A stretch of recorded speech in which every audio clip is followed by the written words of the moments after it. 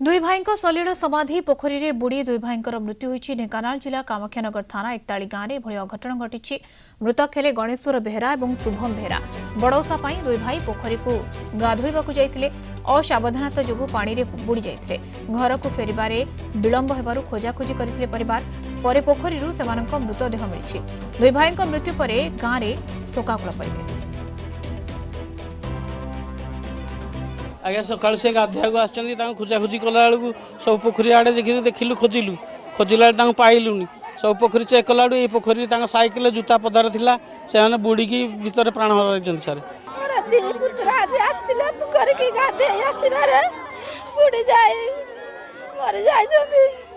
बहुत समय लगी 1.5 घंटा काल लगी खोजिला 7-8 जन ता भितर से पाइले पाई उद्धार कराला। परिवार लोक न पाइबार घंटे पर आसी बहुत खोजाखोजी कलापर पाइले तो से छोट छुआ 2 जन मृत्युवरण कर सारे। आज भली पवित्र दिवस ये अघटना घटी आम समस्ते दुखित मर्माहत।